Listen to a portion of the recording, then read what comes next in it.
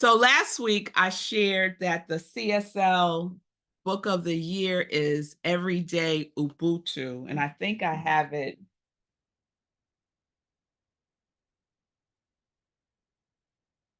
I thought I had it down here handy, but it was written by Desmond Tutu's granddaughter.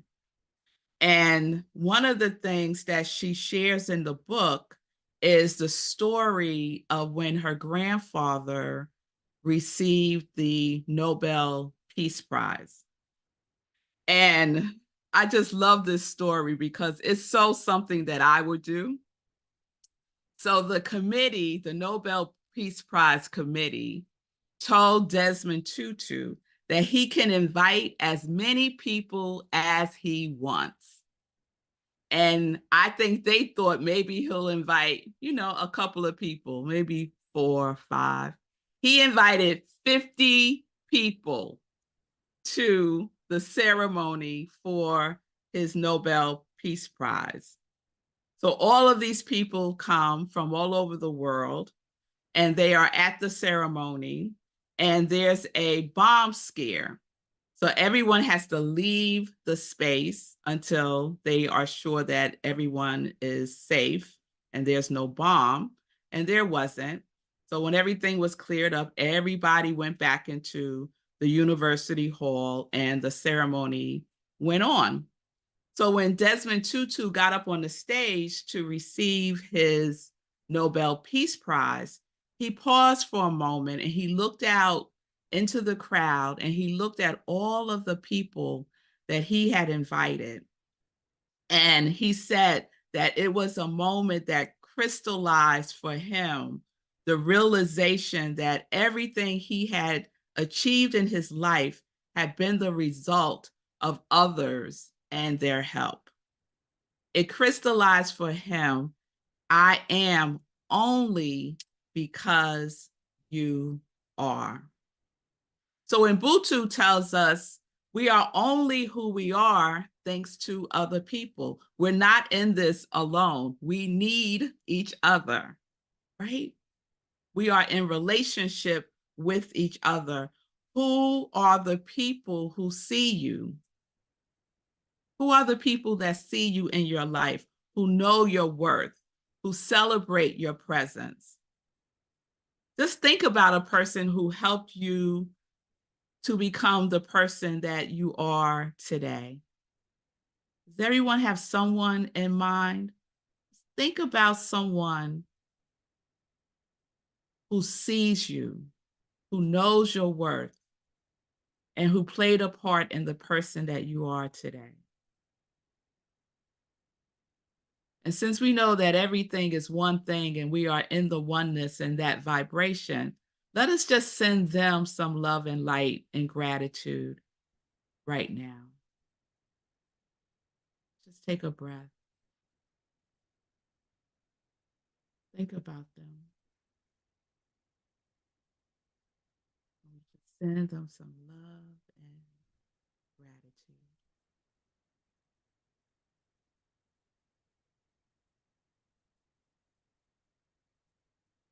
Beautiful. They are a part of our beloved community.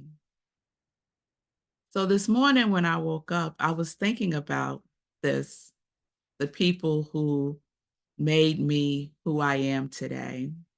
And surprisingly, my 3rd grade teacher popped into my mind when I woke up this morning, Mrs. Applebaum. And I've spoken about her before. So if some of y'all remember me talking about Miss Applebaum, just stay with me. Miss Applebaum, as a sidebar, thought she was Farrah Fawcett, and she would always wear her hair with the flip. You remember Farrah Fawcett? She always had the flip with the hair, and she was a attractive woman. She was my 3rd grade teacher. And when I woke up with her on my mind this morning, I was like, that's interesting that I went to bed thinking about Ubuntu, thinking about the beloved community, thinking about the people who played a part in who I am today. And I wake up to Miss Applebaum. And the reason why this is so odd is because Mrs. Applebaum, when I was in 3rd grade, tortured me. I'm left-handed. And for whatever reason, Mrs. Applebaum had made up her mind that whoever is left-handed is weird, is not smart, is not good enough to be in her class. And she would tell me and 2 other students, it was 3 of us in the class, that we must write with our right hand. We must write with our right hand. And I refused to write with my right hand. I'm left-handed. My father was left-handed, so we had that in common. And I thought it was a special thing to be left-handed. And so every time I did my homework, I write with my left hand. And she would know, if you're left-handed, you know you have the paper a certain angle, it kind of slants the opposite direction. You know, all the things that left-handed people go through, right? And she would know that I use my right hand to do my homework. So even if all of my work was correct, every time she handed my homework back to me, it would have a sad sticker on it, one of those sad face stickers. I know, Christine, the shock and horror of it all, right? Yes, all my answers correct, but she would put a sad face sticker on my homework. And I would sit there and tears would well up, but I was like, I am not writing with my right hand. And my classmates, the other 2 left-handed ones, started writing with their right hand. So I'm all by myself now in this big old right-handed world that is reflected in this 3rd grade class with someone who in today's standards would be called a bully. So at some point I decided, you know what, let me tell my mother what's going on here. So I told my mother what the teacher was doing. And my mother is a very reserved and quiet woman, but don't mess with her children. Don't mess with her children. So she came to class, and needless to say, Miss Applebaum was no longer my teacher. And I continued to write with my left hand. Now, let's fast forward this to about, I don't know, 30 years later. I'm attending a new thought center in New York called Sacred Center of New York. And Reverend Jennifer, our very own Reverend Jennifer Berkeley, is our guest speaker. And after the talk she gave, after service, she did a workshop. And then after that, a couple of weeks later, she started teaching the prerequisites for prac training. And there was something about Reverend Jennifer that I vibed with. So I decided to take the classes with her. I wasn't sure if I wanted to be a practitioner or not, but the classes were of interest to me. So Reverend Jennifer would give us homework. And on one occasion, my computer was acting up. So I had to handwrite my homework. I handed it into her. The next class, she gives us back our homework. I get my handwritten homework, and she has a sticker on it. And it's a star, and it's a happy face. And I sit there looking at it as if I was in the 3rd grade again. And I almost burst into tears, but I held it together. And after that class was over, I went up to Reverend Jennifer and I told her what this meant to me. She had no idea. She didn't know my story. We was just kind of getting to know each other. The simple act of her putting a star and a smiley face sticker on my handwritten homework healed me. Healed me. So you might say to yourself, Reverend Jennifer definitely played a part in Rev Melissa being who she is today. But guess what? So did Mrs. Applebaum. She too is, I am only because you are. Now, it took me a long time to get there. It wasn't easy, but I started to see her in a different lens. I started to wonder, I wonder if Mrs. Applebaum was left-handed when she was a child and she was bullied and tortured and made to feel unworthy because of that. I wonder. I wonder what happened to her, what traumatized her for her to show up in that way with me. I don't know. But what I do know is that experience is connected to the experience that I had with Reverend Jennifer, doing the exact same thing that Mrs. Applebaum did with a sticker over 30 years later. We are one. And we don't know how, Spirit will use people for us to have a healing that is grounded in forgiveness and compassion.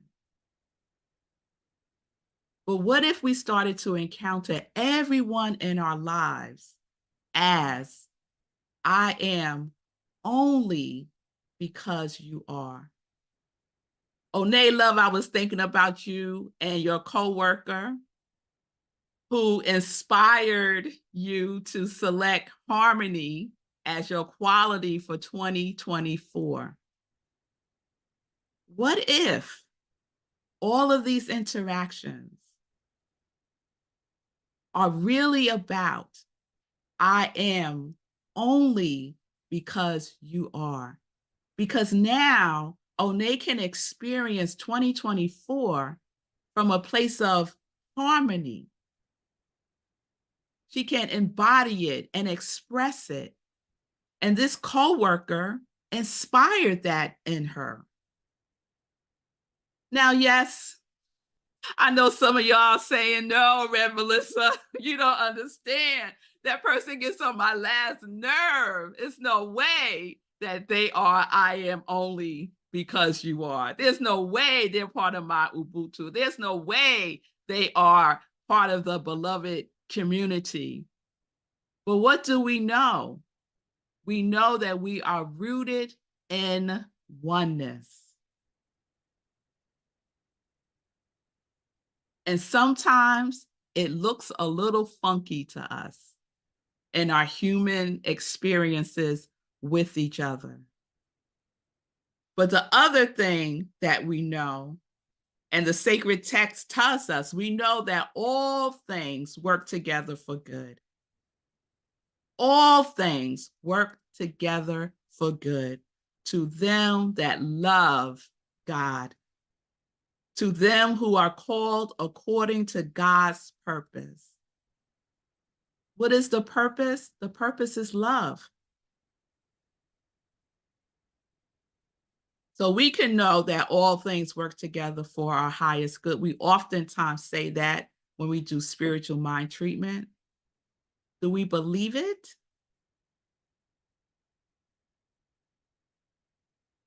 Sometimes it takes a minute for us to get there. But the door is always open.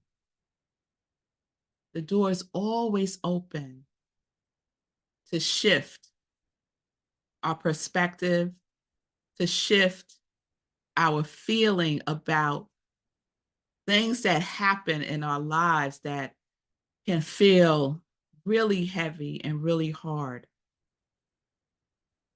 So I have compassion now for Mrs. Applebaum, wherever she may be. I don't know why she did what she did, and it really doesn't matter because there was a gift in that. She planted a seed within me to know even more my worthiness, to know even more that it's okay to be weird if you're left-handed. I embrace weirdness. And if Chris was here, she would definitely agree with that, because our whole book is Your Difference is Your Strength.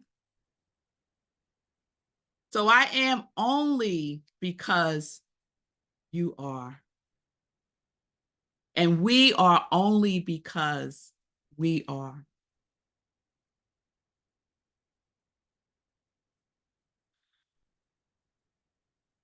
So let's think again about the people who helped us to be who we are today. And this time, think about someone you wouldn't necessarily have put into that category at first. Do you have a Mrs. Applebaum in your life? We don't know their story. We don't know their trauma.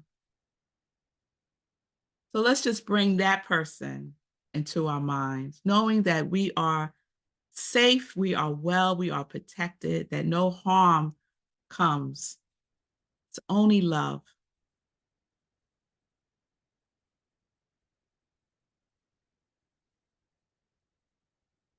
And so let's tap into compassion. Let's tap into harmony. Let's tap into knowing that all things are working together for our highest good. And so we can send them some love and some light right here and right now.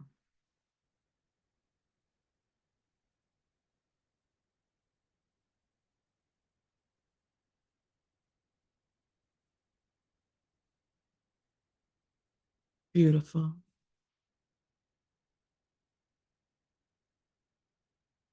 So are you willing to embody and express your quality of 2024 to every situation in your life? Not just the ones we like. That's easy. Let's stretch ourselves out of what is comfortable. So last Sunday, I asked you, what quality of God are you choosing? What high vibration quality are you choosing to express and embody more fully by allowing it to rise up within you? We talked about a grand rising, allowing that quality to rise up within you, to express through you, and to be who you are as you. Whatever that quality is, are you willing to share the essence of it with your Rockland CSL family, with your larger community, with your family, with your friends, with your coworkers, with those that may get on your last nerve? Are you willing to express your quality with them, with humanity?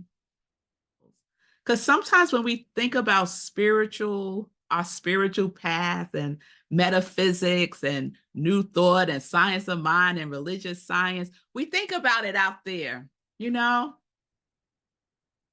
but it's in here. We embody it, we apply it, we are it. So we're going to continue to share.